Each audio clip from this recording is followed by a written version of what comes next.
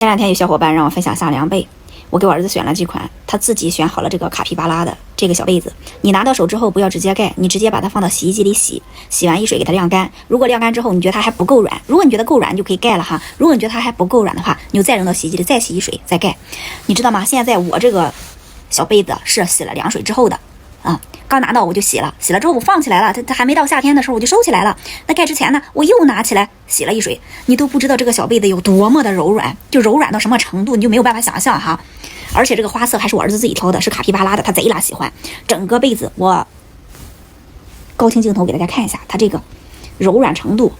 你拿到手之后没有这么柔软，拿到手之后没有这么柔软，这是我洗完凉水之后才这么柔软的哈，特别棒特别棒的一个小被子，而且它很大哈，各种尺寸的都有，你们自己去选一选，也可以让孩子自己去选花色。他家是卧棉的，主要是做棉的，它这个外面的这一层是棉纱的这种布料哈，非常非常舒服，别提多软了。你看一下上面的这个感觉，但是你拿到手之后它不软，你需要洗它，明白了不？